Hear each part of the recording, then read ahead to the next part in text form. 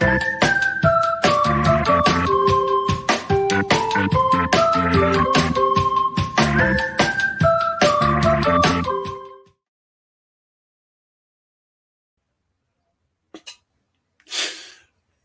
a little bumpy today, but welcome to the damn Wickline show. How you doing?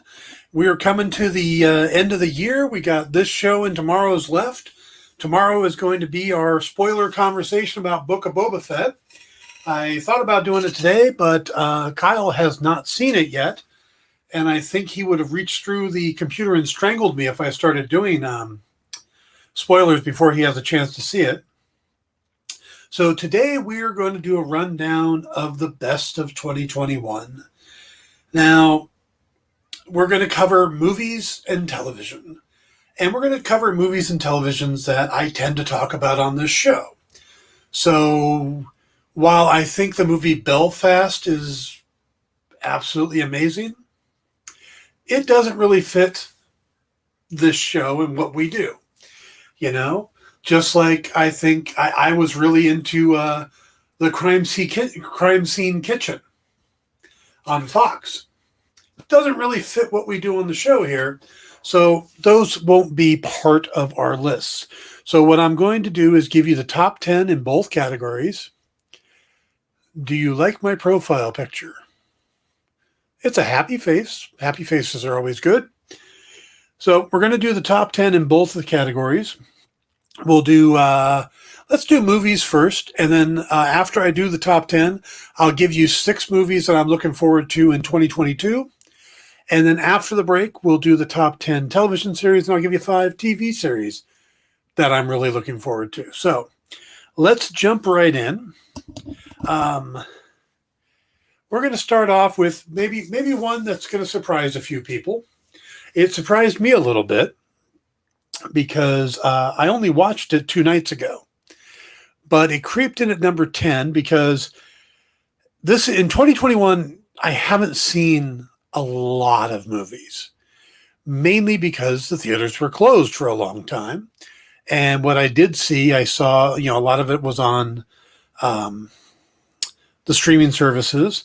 So this one I actually got on Blu-ray and just had the chance to watch it, like I said, 2 nights ago. And it's not a great movie, but for what it is, I liked it. And that is Snake Eyes G.I. Joe Origins. The reason I liked it is that unlike the previous G.I. Joe movies, they dialed back the camp, they dialed back the silliness, and they made a decent origin story for a character. Now, it reminded me a little bit of Wolverine, the origin X-Men Origins Wolverine, in a sense, maybe because of the Japanese themes and stuff. But this is a character. The Snake Eyes character is one that doesn't necessarily come across as he does in the comics. He's not necessarily a good person, but it's an arc. And I think that's what got a lot of people. That's why there's some negativity about the movie, is he doesn't start off as the Snake Eyes we know, the Snake Eyes in Silent Interlude, that guy. But he has to clear his heart. He has revenge in his soul, and he has to get past that. And that's what this story is about. It's truly an origin story for Snake Eyes.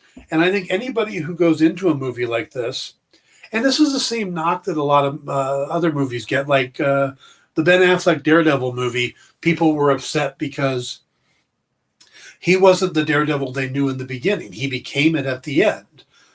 Sometimes you have to grow into the characters we know. And sometimes artists, writers and directors want to do that growth.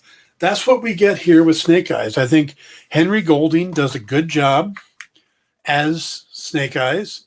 Andre Koji, I believe is his name, is good as Storm Shadow, or Tommy. He doesn't become Storm Shadow till the very end. And there were some weird moments. I felt Baroness and Scarlet were kind of jammed into the movie. But overall, there's some good action. Um, the fact that they're riding around on electric motorcycles kind of bothers me. It doesn't feel right, but overall, I like the movie well enough. I'm glad I watched it, and it comes at number 10 on my list because it was better than Mortal Kombat. It was better than Red Notice. It was better than quite a few movies that I saw this year that just really weren't that good. Malignant. Oh, God. So that's why Snake Eyes comes in at number 10. Number 9, we have Venom, Let There Be Carnage. Now, overall, this is a fun movie. It's exciting. There's some great effects. Andy Serkis does a good job of directing it. I think the cast is good. Woody Harrelson is just over the top enough to play Carnage that it works. I think my only knock against the film, and the reason it isn't higher, is that they trimmed it down to a tight 90 minutes, but it may be a little too tight. We could have spent a little more time with Cletus and Scream. A little more time building the relationship between the two of them. I think it was needed. I think we needed a little more time with them to believe the love story, to believe that desire. I mean, in a lot of ways, it felt like they went, oh, we'll just assume that it's natural born killers and move forward from there. And the only way they could have done that had they cast Juliette Lewis as instead of Naomi Watts. No, Naomi. I'll think of it later. But I thought it was a pretty clever movie. It picked up well after the first one. Again, it's short. There's not a whole lot of excess baggage. There's no point in the movie you go, oh, this is dragging. Will they hurry up? No, none of that. It's almost a little too rushed at times. But overall, it's a fun movie, and it is well worth seeing. I went in to see it. It was one of the first movies I went, well, not one of the first, but it was one of the movies I went back to the theater to see, and I really liked it. So that's why it comes in at number 9. Okay. At number 8 is a movie I don't have on Blu-ray because I saw it on HBO Max. Didn't have to pay for it. And it was a fun, silly, violent, over-the-top, campy, beautiful movie from James Gunn, and that's The Suicide Squad.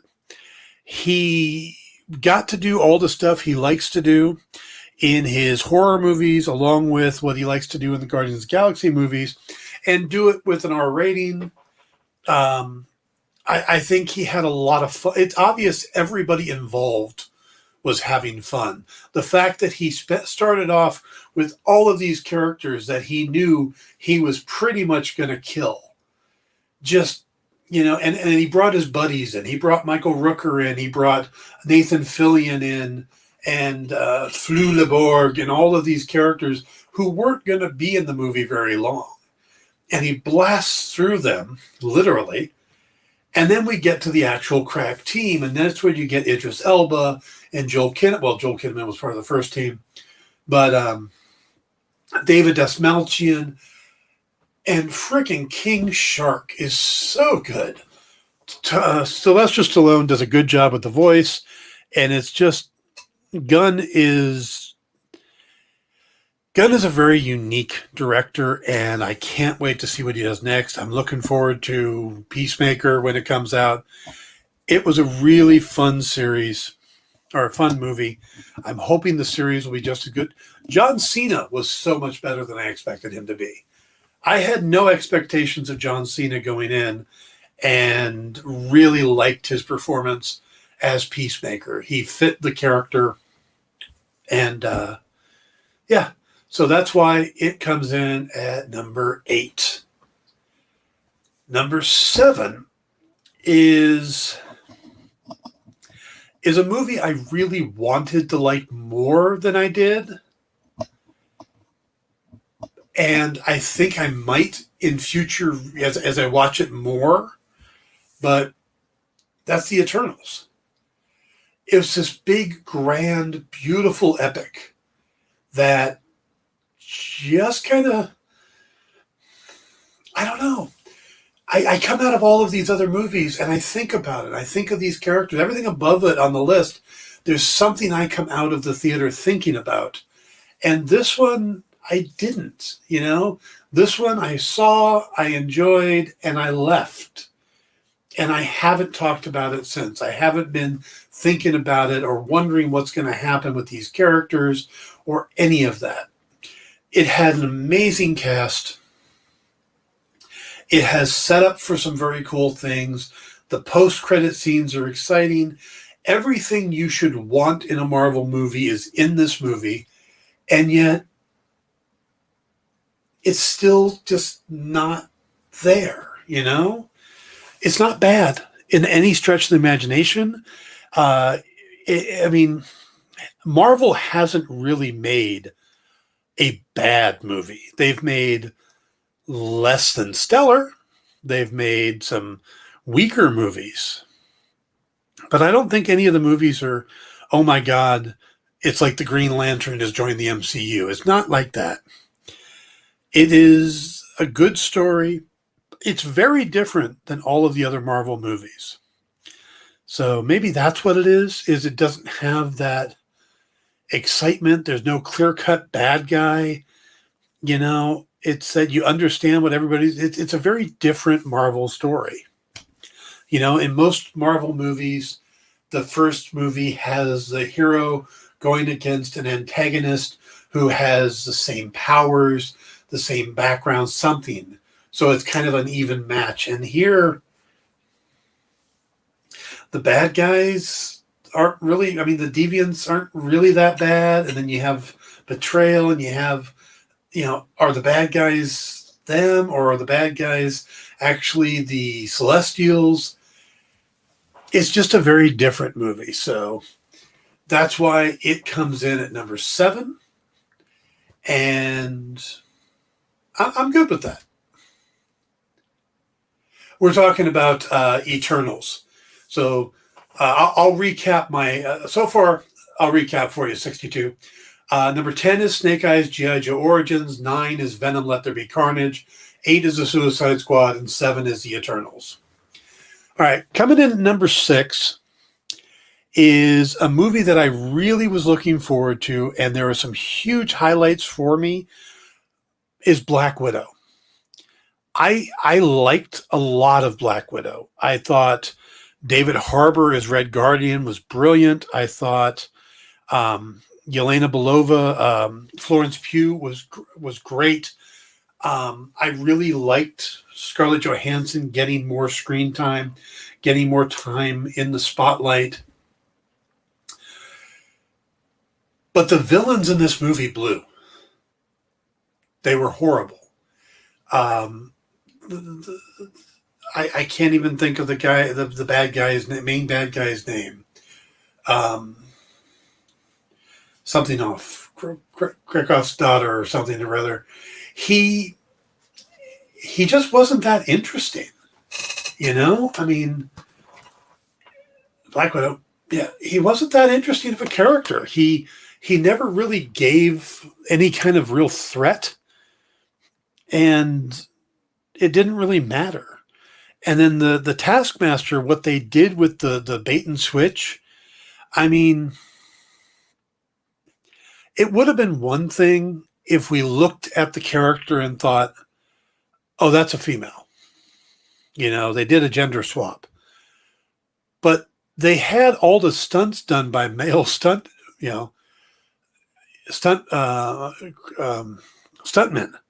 So it's not like we could have guessed the twist. They purposely misled us. And then they gave us Krakow's daughter, or whatever her name is. And it just didn't work for me. You know, Taskmaster is such a cool villain that it feels like he was wasted on this twist. And you know what? There's been accusations of that before. Mandarin seemed like he was really wasted with the Trevor Slattery twist, but then they redeemed it. So I don't know what they're going to do with Taskmaster going forward. He's a very cool character in the comics. He wasn't a very cool character in the movie. And then Ray Winstone, just, I don't know, he was just a thug. He really didn't bring anything to it. You know, some of the best Marvel villains are the ones that you sit there and you listen to and you go, okay, I can see where they're coming from. I see what they're thinking. Nothing from him at all. So, all right, that is my number 6. Wait a minute, is that right? Yeah, number 6. Number 5. Number 5 was a big surprise to me. It looked fun in the previews and the trailers, and then it was delayed for so long, and then finally getting into the theater and seeing it, and I was blown away. And that's Free Guy. Free Guy is the only one on here that wasn't a franchise. That wasn't, I mean, yes, they're going to do a sequel now, but it wasn't written to be a franchise. It was a self-contained movie. It was a new property. It wasn't based on anything else. And it was so much fun. The fact that it was basically a romantic comedy dressed up as a video game movie, it just, it was really good. It was surprisingly good. You know, and then the little Easter eggs they put in really worked when they clicked. I mean, it was a surprisingly good movie. I really enjoyed it. I thought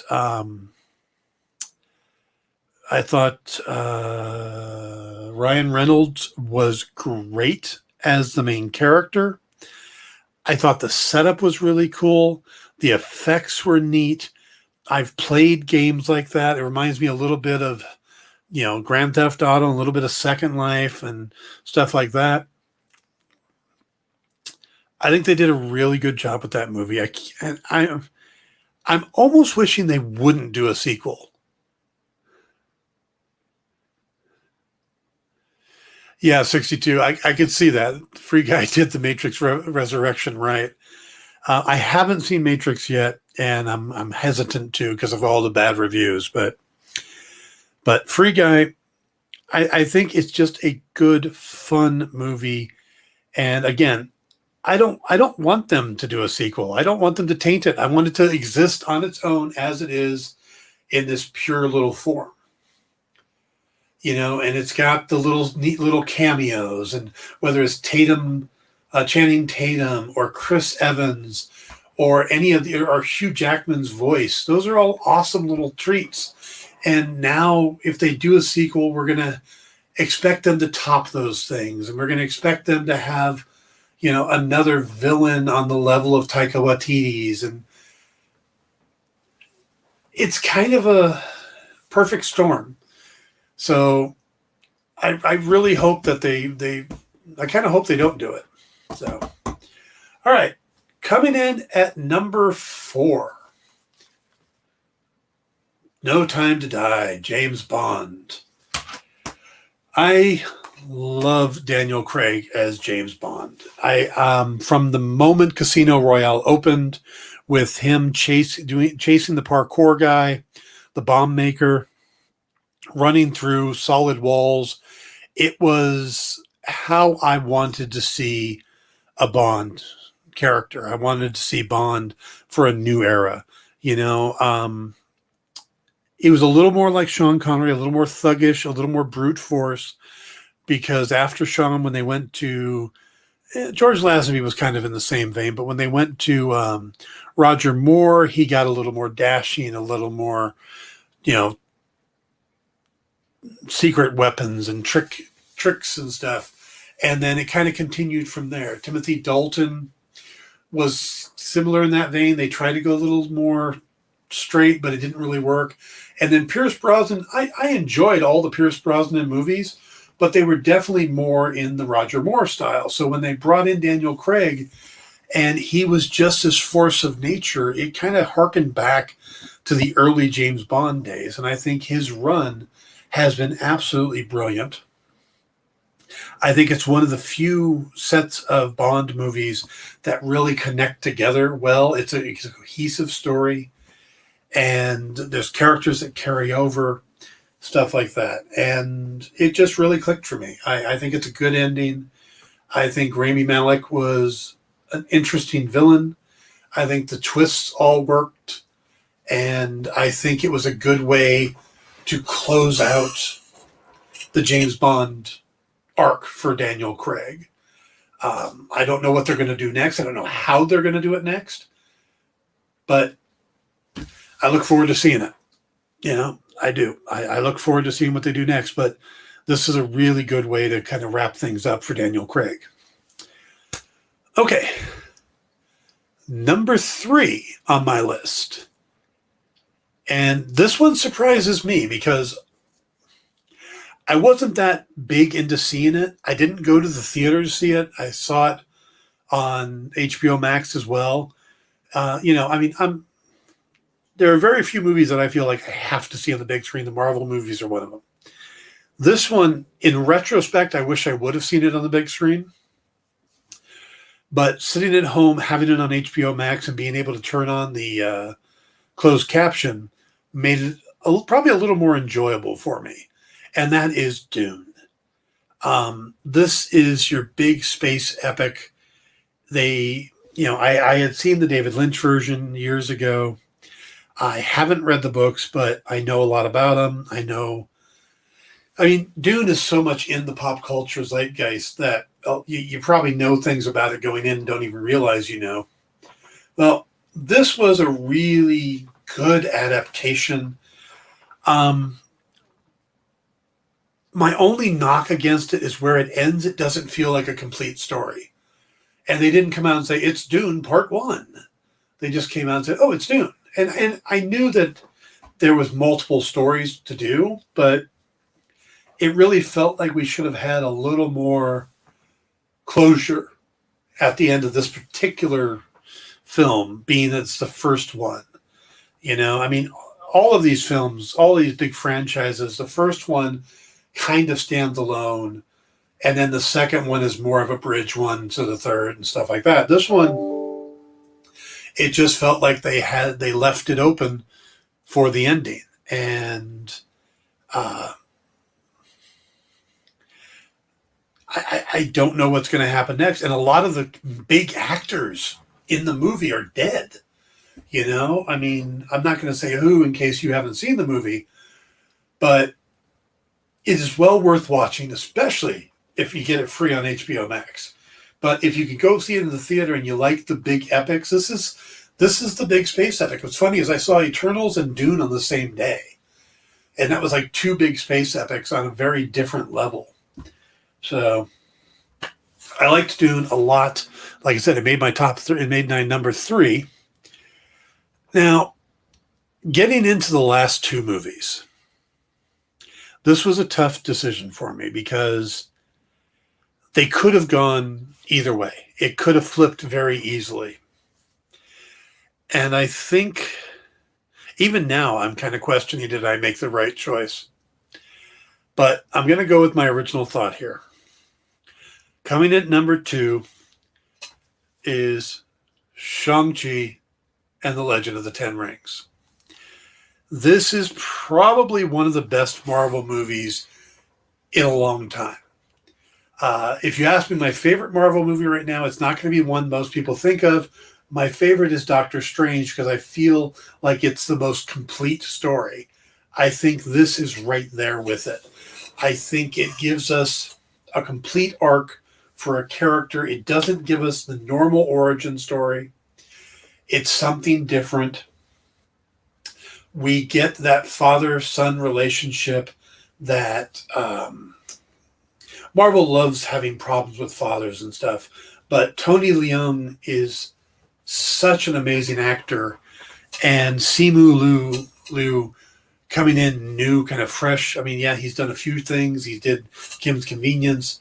But he's still a relatively young actor to come in and kind of hook up with, I mean, to match that level is pretty amazing. And I think the effects in the movie are brilliant. Just overall, it is such a good movie and it's one that I could watch over and over again. I think I did see it 3 times in the theater. So let's see. Mike Donahoe says, been since Kamikaze, Dan. Hope you're well. Secret Santa, I'm glad you not only enjoyed, but would the cover quote still use the cast, friends, and family writing advice. Oh, thanks, Mike. Good to see you. Sean Butler says, I go back and forth between Shang-Chi and Spider-Man as well because they bring 2 very different things. And that's leads me into my number 1, which is Spider-Man No Way Home. And I didn't think it was going to be my number 1. The trailers kind of left me flat. I didn't know where it was going to go. And I came out of it absolutely just enthralled with the movie. Yeah, it was just a pure spectacle. It tied together 20 years of Spider-Man. It did a lot of fan service, but it did it in a way that made it work for the movie. It didn't just do fan service to do fan service. Maybe the Matt Murdock scene is, but bringing Tobey Maguire in, bringing Andrew Garfield in, those make sense to the story with what everything else they were doing. They made it all connect, and they weren't just cameos. They had some meat, and there was a lot of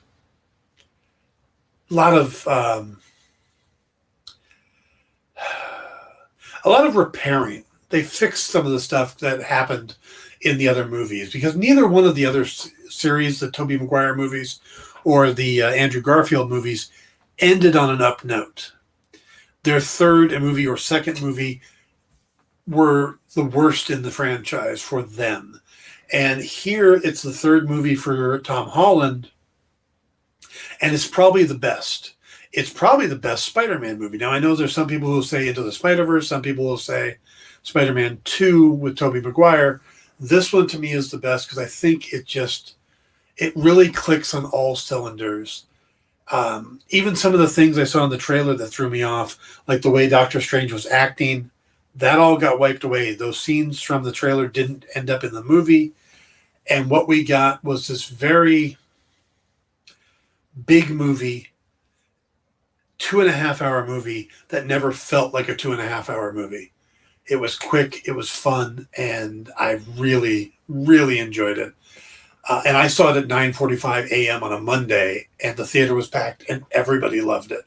So, yeah. So I go back and forth between Shang-Chi and Spider-Man, but I didn't get a chance to see Godzilla vs. Kong, but there's a couple movies I wish I would have seen that may have made this list that I didn't get a chance to. Now, just before we go to break, let me do these are the 6 movies I'm looking forward to the most in 2022. Death on the Nile. I'm a huge Kenneth Branagh fan and Agatha Christie fan. The two of them are a perfect combination. I cannot wait for that movie. Doctor Strange and the Multiverse of Madness. I think that should be obvious. The Batman. I think what Matt Reeves is doing is going to be fantastic, but I can't, got to see it to prove it. Uncharted. I'm curious to see how Tom Holland does as the lead of a different franchise. I don't play the game, so I'm more interested in seeing what it's going to be like to see Tom Holland leading this movie. Black Adam.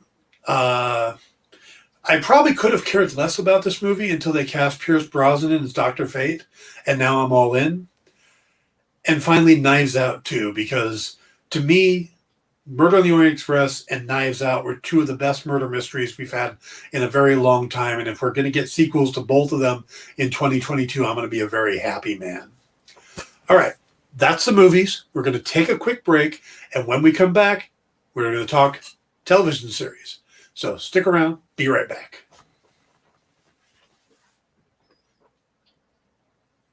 Imagine being at a convention and going to an interview panel that's just for you. No bustling crowds, no hours-long lines, just you, the moderator, and your favorite comic book creators. Well, this is pretty much that. Miss Jen sits down every week with 2 comic book creators for a live stream interview about their latest work, and you can ask them whatever you want. It's Talking Shop, Mondays at 5 Eastern on The Experience, Comic Culture and Sales.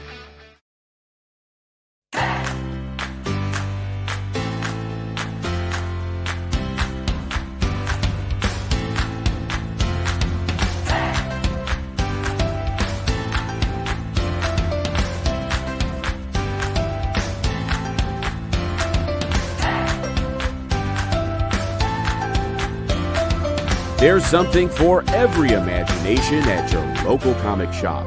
Visit ComicShopLocator.com to find a store near you.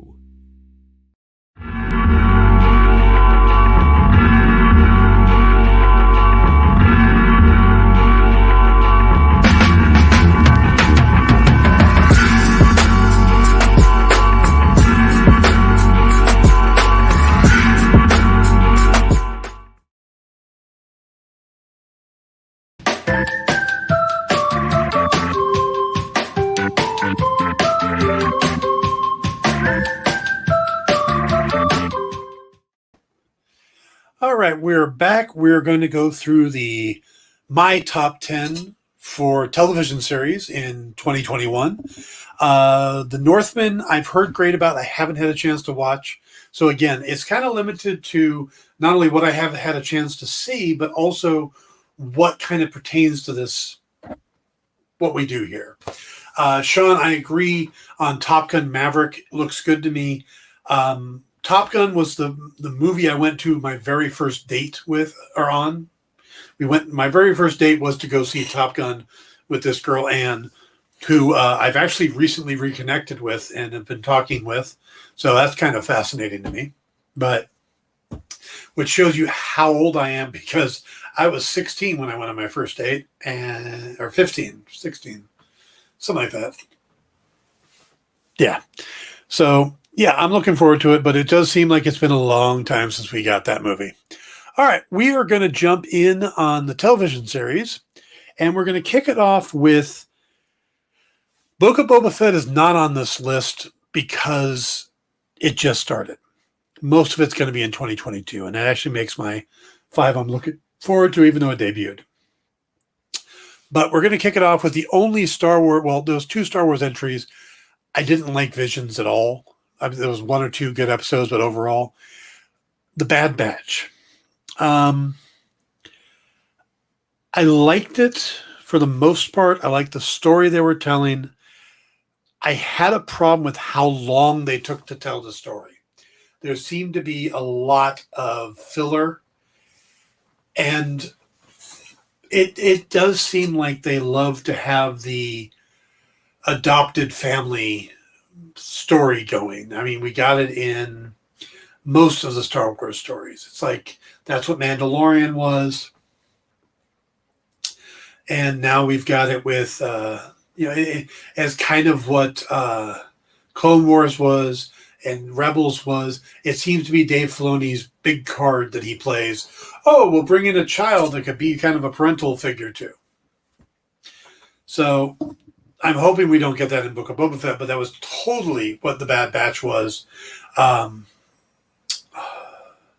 main guy kind of becoming a father figure to Omega. Yes, and the fact that they called her Omega all the time drove me insane.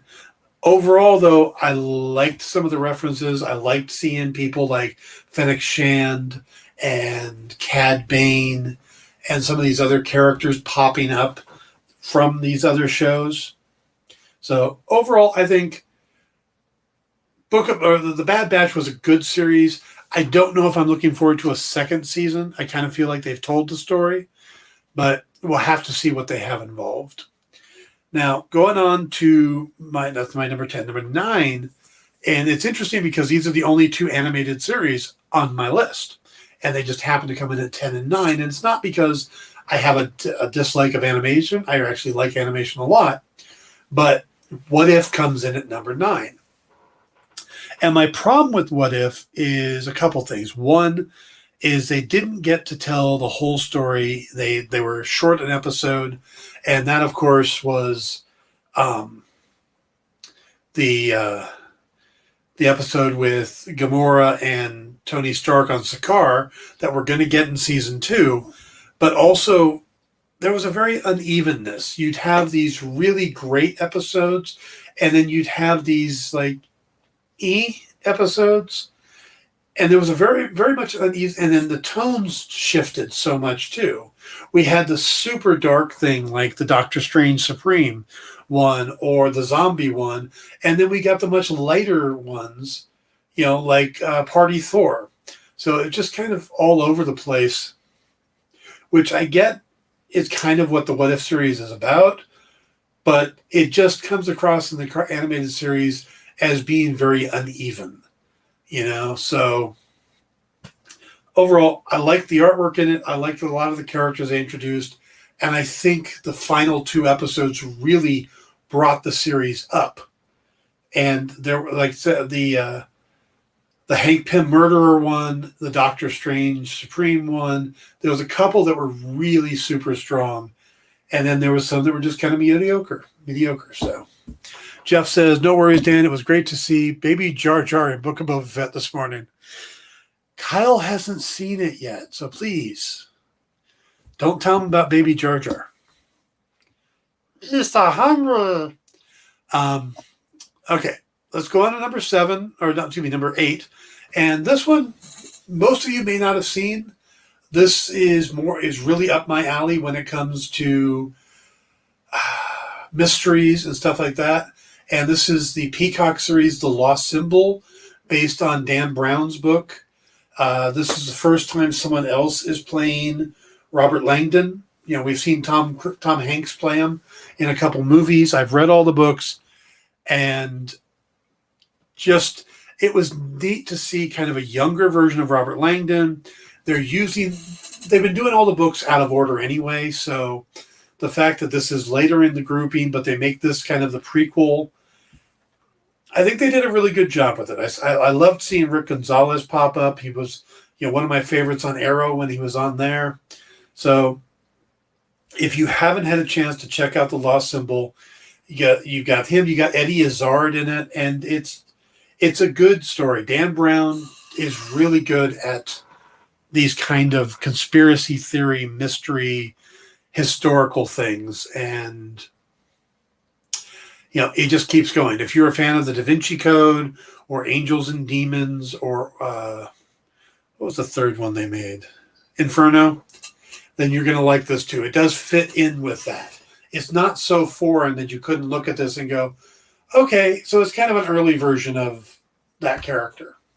So, all right. Number 7. This is a more recent one, and I'm surprised it hit my list, but it's one of those that just, I kept thinking about it. Kept thinking about it. And then it got canceled, which blew my mind because I'm like, I'm in. At this point, I am in on this series, and it's canceled. And that is Cowboy Bebop. Now, I know a lot of you were fans of the anime and didn't like the adaptation because it wasn't as faithful. But I got to tell you, as someone who's never seen the anime, this is just a fun series. I liked Henry Cho. I liked Mustafa Shakir. They were great, and I loved the kind of cyber noir feel that they had going on. It felt a lot like an old 70s TV series, like a 70s detective show, like Streets of San Francisco or Mannix or Hawaii Five-0. It had that weird vibe to it, and I liked that a lot. And I'm disappointed that they're not going to do a second season. I'm like I said, I got all in on this one. It was entertaining, and yeah, I mean, it wasn't fantastic, but it was entertaining, and I enjoyed it, and it hooked me enough that I watched all the episodes, just kept sticking with it. Yeah. Mannix meets Doctor Who. Great analogy, Jeff. That is a great analogy right there. So, all right. Moving on to number 6. Now, this might surprise you guys that it's this low on my list, but it's WandaVision. Now to me, it was my least favorite of the Disney Plus series. And that's because they used the sitcom motif as a driving force, which I thought was clever, but I don't like sitcoms. So some of the early episodes were a little painful to watch because, like I said, I am not a fan of sitcoms. The people doing stupid things trope just bugs me, makes me uncomfortable. That said, I also think that some of the show was knocked down a bit based on what we thought it might be. You know, there was so much speculation and whatnot that, who was behind it all. Was it Mephisto? Was it Agatha Harkness? All of this stuff. And in the comics, Mephisto plays a huge part. So a lot of people assumed Mephisto was coming in, and that's a bad thing to do. So there was all of that expectation, but then the casting of Evan Peters the recasting of Evan Peters as Quicksilver, taking the guy from the Fox universe instead of the one from the MCU, I think just caused extra confusion. I think it was meant to mess with fans. You get that, and then you throw on Paul Bettany saying he's getting a chance to work with an actor he's always wanted to work with, and what he was talking about was himself. I think it really shook up things and set expectations in an unrealistic way. Also, there was some shortness to the ending where it seemed like we should have gotten some more stuff. There was supposed to be another episode. So again, COVID related, but I think all of those things weakened it some. Don't get me wrong, Elizabeth Olsen and Paul Bettany and Catherine Hahn knocked it out of the frickin' park acting-wise. Okay, they were fantastic. The writing was really good. The directing was good, but there was some choices and stuff that hurt the series. So that's why it's not as high as I think other people would put it. That's why it's number 6 on my list. Number 5 is The Falcon and the Winter Soldier. Now, the things I like about this series aren't what I expected. The interactions between Bucky and Sam really got to be some of my favorite stuff. The fact they did a boat fixing montage and it was a highlight of an episode.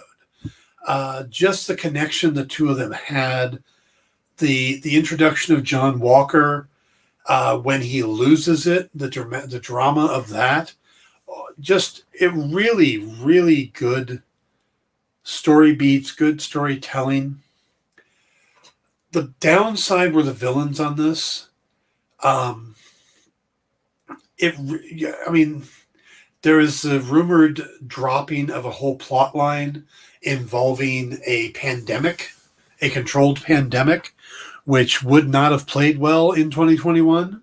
So I understand why Disney pulled that. But still, it made the villains kind of choppy. It made the story kind of choppy. And some coincidence things put in. Some convenient things put in. And I think it suffered a little bit because of that. I would love to see what the full original story was going to be. And if it got shot, I'd love to see them restore it. But just judging it based on what we did get, I thought the Isaiah Bradley story was great. Introducing his grandson. I thought Bucky's redemption. I thought Sam saving the boat. All of that was fantastic.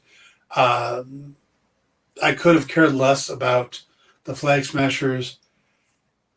And not a huge fan of the Power Broker reveal.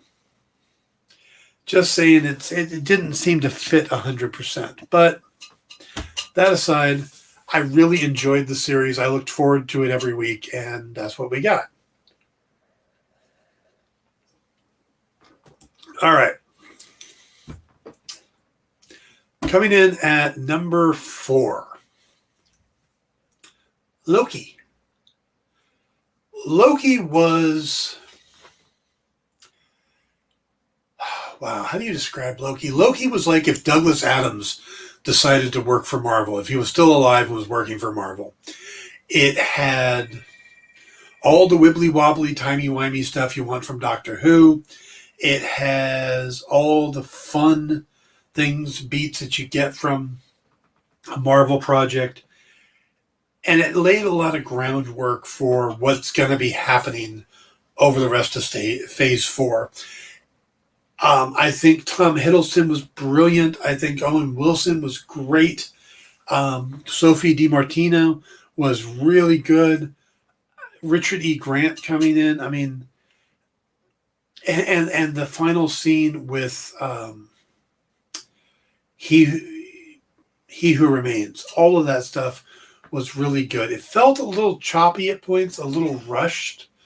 Like maybe a 7th episode would have been nice just to slow things down a little bit. The show just kept changing directions. We thought it was going to be this, and then suddenly it was this, and then suddenly it was this. But overall, I think it was really good. I liked the introduction of all the different Lokis at the end. I think some of the twists we saw coming, others we felt were coming but couldn't, nail it down and go, oh, that's definitely coming. But I think Loki was a very, very strong series. And it deserves to be in at number 4. So, what series come above it? Oddly enough, only one of the top 3 series is a Marvel series. At number 3 is completely off genre, and that's Only Murders in the Building. That was such a good series. Steve Martin, Martin Short, Selena Gomez, Nathan Lane, Tina Fey, just an outstanding series that no one saw coming. I mean, you could have expected, they're doing this cute little story together. No big deal. It would be funny, whatever. This was such a good murder mystery, so well written, and the pacing and the timing that you could have done it as a straight murder mystery. But the comedy is so good, and the timing is so good. Every time you'd have this serious moment where a clue would be revealed and you would be in this serious murder mystery, Martin Short would say something and you'd suddenly be laughing your ass off again. You'd bring it back to comedy. And you enjoyed it. You loved it. And Jeff agrees. Only Murders was an unexpected highlight indeed. Yeah. And they're working on a season 2, and I love it. I cannot wait to see it. I love murder mysteries, as you can probably tell from my movie list. I love murder mysteries. I can't wait to see this. So that's my number 3. Number 2 just recently came out and is just so well filmed and written, and enjoyed it, and that is The Witcher. Season 2 of The Witcher really worked for me. Now, I've been reading the books. I've played the game a little bit. I don't really play it that much, but I've been reading the books, and the author has this natural humor to him, and he writes into his stories that we didn't get a lot of in season 1, but we got more of in season 2. Geralt is just so well played by Henry Cavill. Ciri has grown up. And what I liked so much better about season 2 over season 1 is that season 1 was 3 different storylines and 3 different time periods eventually merging together. And they don't really tell you it's 3 different timelines until later in. And that's when it starts making sense. So the first few episodes are really confusing as you're figuring out, well, wait, why is Geralt here? And then why is he not there? And what's Yennefer doing over here? Why aren't they working? But they're hundreds of years apart here, and here's another 100 years. So the fact that we basically boiled it down to 2, and it just really worked. I was impressed with the second season. I felt it when the horse died. I think everybody had clearer motivations, and that everybody was brought together. It's a really good second season. And the animated movie that they did on Netflix, Night of the Wolf, really ties in well. It's a good connector between season 1 and season 2. So if you haven't watched that, but you watched the series, watch the animated movie. It's Vesemir's origin, basically. All right, let's get into number 1 on my list. You probably figured it out by now for the fact that it hasn't been on the list already. And that's Hawkeye. I am a big fan of these street level heroes. I am a big fan of the humans. And that just clicked for me. I have not watched Ted Lasso. I have zero interest in Ted Lasso. It's not a series that gets my attention. Not saying it's bad. Saying it's not my taste. I think Jeremy Renner nailed it on Hawkeye. And what's funny is I didn't like the first episode. I didn't like Kate in it at all. And then it just started getting better and better. The third episode of Hawkeye was so good, was so much fun. The characters clicked, the whole personalities working. Then Jack Duquesne is so good. I am just Hawkeye. I think I've watched every episode at least 3 times, and like I said, absolutely have enjoyed the series, and I immediately want more. I mean, you get that from most of these series, but this one, I'd be like, we don't even know if we're going to get another one. Kyle says Hawkeye would be number 2 behind Mythic Quest on my list. I don't know Mythic Quest. Might have to check that one out. But I think bringing Kingpin back in the series worked. I think the dynamic, they got me to not only like Kate by the end of it, they got me to like Yelena Belova a lot. And the interaction between Kate and Yelena Belova was brilliant. And I mean, all the way down to, I've watched the end, the post-credit scene all those times, and it's just a performance of Rogers the Musical. But yet I'm still watching it because it's so silly and so fun that I watched it. And this is my new Christmas thing. So I think Marvel scored exactly what they want to do with Hawkeye, and it shows that they're getting better at TV series. They worked out some of the COVID kinks on these other ones. There was still some things like Linda Barlini, the one playing Laura Barton, how she wasn't available and they had to shoot it, on green screen and then superimpose her into the final scenes and stuff. But other than that, I think they did it really well. I'd be curious to see if there's any cut scenes. I think maybe Kazi's story got truncated. But other than that, I think it's a great series. I want to see more about Jack. I want to see more about Yelena. All of these characters coming out of it, I want to know what happens next. So that's why Hawkeye is number 1 on my list. So, all right, let me hit you with 5 series I'm really looking forward to in the new year. And I have to start with Book of Boba Fett. Yes, we got last night's episode. I absolutely loved it. It really felt like they said, okay, we know you guys have a ton of questions, so we're just going to take the first episode and give you that information, and then we'll move forward. So we'll start setting it up, but we're going to give you all that stuff you've been wanting to know for a while. We're going to give that to you. And that's why we're doing 7 episodes instead of 6, so you have an episode to get all that out of your system, and then we're going to do 6 Godfather-esque episodes, and I think that's where they're going with it. I can't wait to see what they do. Number 2 on my list is Moon Knight. Moon Knight is a great character. He's a character I've loved for a long time. I think Oscar Isaac is going to nail it as this guy, and I am so eager to see what they do with this character. Number 3 on my list, after watching The Suicide Squad, I can't wait to see what they're doing with Peacemaker. And they're bringing in Vigilante and Karate Kid. Is it Karate Kid? Karate Master? Something like that. So it's James Gunn continuing what he did with Suicide Squad. And I can't wait to see what he does with, 8 episodes or whatever it is they're doing. That's probably going to be a lot of fun. Off the beaten path, I'm looking forward to, I think it's Prime is doing Jack Reacher, the new Reacher series. I've read some of the novels. I'm a fan.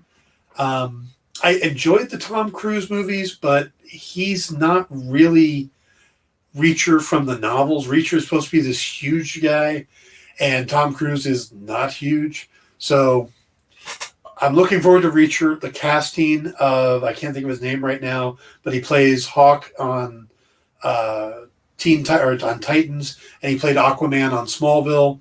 He's going to be fantastic. Alan Richardson, something like that. Yeah, I think it's going to be fantastic, and I cannot wait to watch it. To me, it's going to be right up there with John Krasinski as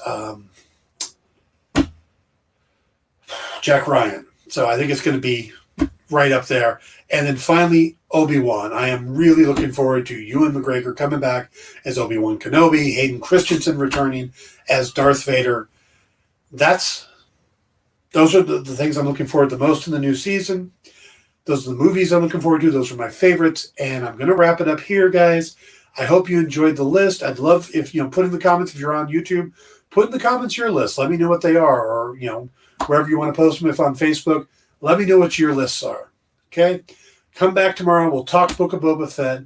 Stick around for Comic Collectibles with Rex and John. And I'll see you guys tomorrow. Have a good night, everybody.